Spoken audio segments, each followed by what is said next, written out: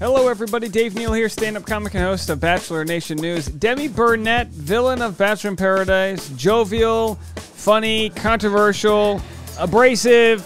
Demi talks about how she got sober and how she was in the hospital for 3 days during a detox that involved a seizure. It's pretty interesting. She also relates it back to finding out she has autism. She's got a new podcast, and it's fascinating. It's called Demi Goddess. Demi Goddess, and this is the first episode. I'm just going to play a few clips for you guys.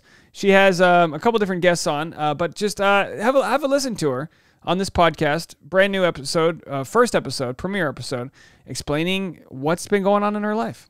Let me just start this over by saying my last drink that I had was July 23rd, 2021. I'm very impressed. Thank you. Thank you. You know, I haven't even really thought about it. It's wild because after Paradise, I came home from Paradise, right? I did not feel good. Like, as in, well. Yeah.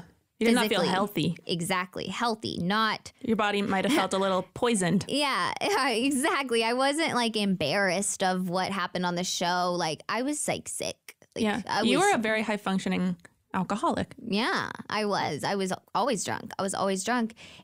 It all started because it made me able to take the edge off, and now what I realize, it made it easier to mask. Oh, okay. Yeah. And a lot of autistic women I've talked to, most of them have had problems with alcohol and using alcohol because it makes it easier to mask. It makes it easier to cope with the fact that you feel so different, and you have like two different lives. Like, I want to explain what masking is. I just looked it up just because I don't want to mess this up. Masking is a complex and costly survival strategy for autistic people. It generally involves intentionally learning neurotypical behaviors and mimicking them in social situations. Sometimes masking focuses on hiding behaviors that people feel won't be accepted. I did as an undiagnosed autistic person that didn't So know. as an undiagnosed autistic person, I guess then masking's not always conscious. It could be a subconscious thing. You're trying to fit in. It's trying to fit in. Do I have that right? Leave a comment. I want to make sure I get that right. I was autistic. It was like my life whenever I was like by myself, and then my life with the world, you know, like my personality by myself was like my secret that I had to hide that, you know, no one could know that side. So whenever I would go out in public, I had to put on the mask, the front. And it got exhausting after years of being forced into this mask because if I said I don't want to go, I had to go, you know? So all of that stress for years and years, having to cope with that on your own once I got into the real world, once I graduated from high school, led to just drinking. And drinking took away all of the anxiety. It took away all of the annoying parts of masking, you know, all the exhaustion. It just made masking easier. Yeah. I realized that once I got back from Paradise, I was drinking every day only to not get sick, like not to throw up, I would feel so terrible. Because at that point you were drinking so much that your body would go into withdrawals. Yeah, my body which is needed dangerous. I had no idea she had this problem. Did you guys? No idea. So listen, you know, we throw the term brave around, but this is brave to talk about, you know. She's had problematic tweets resurface from her past, and she said things that aren't right, and she wore Kanye's Confederate jacket and these different things. She comes from a tough family where her mom was in prison, and she's trying her best. And by understanding how your brain is hardwired, right? Because as humans, we're all equal in the sense that we're all, you know, just a meat suit with a soul and a gene code, right? But our blueprints on how we function, it's just different. So we have this kind of idea of what exists in the world. You're either introvert, you're extrovert, and it's far more complicated than that. And autism is far more complicated than that. And a lot of the ways we think of autism is based on how boys were, you know, diagnosed as having autism, and there's so many different layers to it. So it's really good that she's going to use her platform to be talking about these things. Because I basically haired the dog for every single day for like a year or 2 years, maybe even. Like I've been drinking heavily at this point for like 8 years. Like started partying in college and really though started having a problem in the past 2 years. Because it builds. Because as you said, I had to look up what hair of the dog means. It's an alcoholic drink taken to cure a hangover. I always just called that a mimosa. I didn't know it was called a hair of a dog. TV, and I really had to mask then. I would start panicking if I didn't have it because I was like, oh my gosh, I'm going to do something like so awkward, you know? Like I'm going to embarrass myself on a talk show or something. That must have been really stressful on like The Bachelor and Bachelor in Paradise, because don't they like limit how much you're allowed to drink? Oh my gosh, yes. So you're like, well, I need more than this to mask, and you're giving me 2 glasses of wine. Exactly. And then it all became about like me not knowing why I needed the alcohol, because I didn't know at the time I was using it to mask. Because simply having that awareness makes me not need to drink. You know, having the awareness of what's going on. Now, obviously, people use and abuse alcohol and other drugs for different reasons, to mask different issues that they have, or to repress emotions they don't want to deal with, or to escape from whatever, you know, things that exist. And as you guys know, we're following on the Dave Neal show, the Amber Heard and Johnny Depp trial. And Johnny Depp is explaining with exquisite detail the way that his alcoholism and drug use has masked a lot of the issues he has. Now, it's obviously different. He had childhood trauma and other issues of abuse, whereas Demi's been masking to cope with not wanting to feel the different pressures to live in this normal society when her brain doesn't function that way. By just understanding where she's at and by bringing light to it, that must be so relieving just for her to know that there's nothing wrong with you. You just operate differently than what might be described as the normal way. And I don't want to use those terms, because what is normal, right? We're all trying to survive in this society. But I think by talking about the differences, we can have empathy for others, right? Yeah. For me, I don't need to drink if I know. I didn't know what was going on. I didn't know that I was masking. I didn't know that I even felt more comfortable really with alcohol. I just knew that like alcohol made me feel better. It took away my internal anxiety.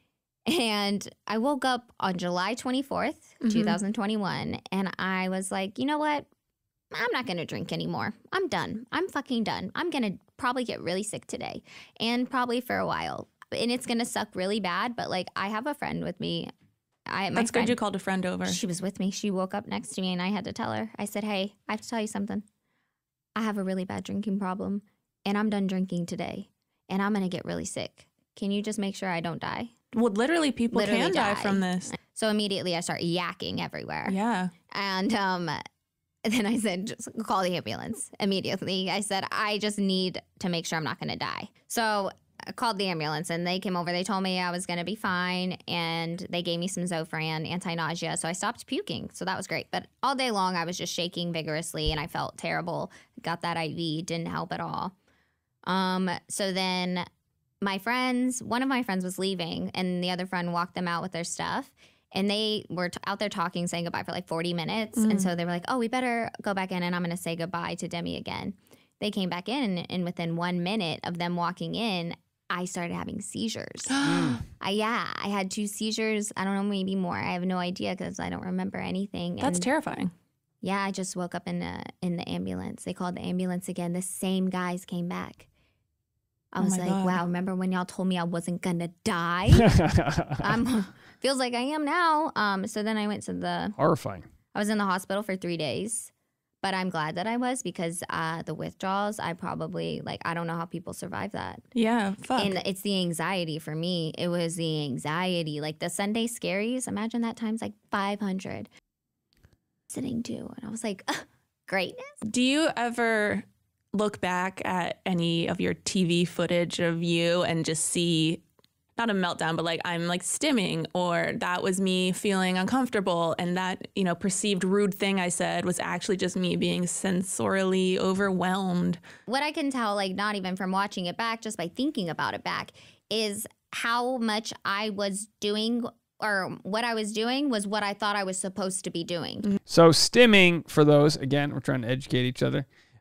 She says, did watching the footage back, did that lead to stimming? It's behavior consisting of repetitive actions or movements of a type that may be displayed by people with developmental disorders, most typically autistic spectrum disorders, self-stimulation. And not the character that was put on. It was because, not because I wanted to be fake and play a character or anything, but because I wanted to fit in. I wanted to not look like a lizard. I wanted to not feel like, you know, I was like, oh, people, like, I get rewarded from the producers, like, good girl, like, attention or whatever, like, good girl, Demi, and whatever, whenever I am, like, funny, or I just do something that they want me to do, and I do it fearlessly. Like, I don't, like, if they tell me to do something and I'm just like, yeah, and I go and I do it really, really good, they like it. So it's like, you could just see that I could see myself, like, not even knowing that that's what was going on either. You know what I mean? Yeah. It even didn't start whenever I got my diagnosis.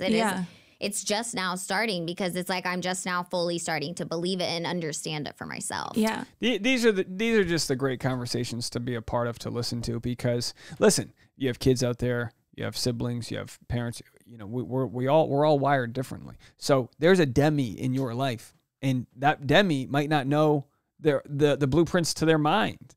And to think of the burden that people put on their lives because they don't fit into a society as they see it. And then to realize that, no, it's okay. It's okay. You're unique in your own way, and that's all right. I think that's a very, very good, positive thing to have out there. So, you know, you might say, oh, she's controversial, she's a shit stirrer, she's this or she's that. That may all be true, but she's Demi Goddess. By the way, I knew this podcast would be good when I saw the mic stand here. That's a nice mic stand. That's a really, I mean, look, mine's fine. This is a nice $120 mic stand. That's a very, very nice mic stand. So, you know, they got the good gear going on there. It's a brand new podcast network. They only have 32 subscribers. We'll be covering more of Demi as we listen to her podcast. But let me know what you guys think. I hope this might have been some information for you guys, or at least a way to relate to Demi and what she's going through. But I'm fascinated to hear her continue to talk about her journey. All right, folks, we'll be back. More content on Patreon, patreon.com/Dave Neal. We'll talk to you in a little bit. Bye, everybody.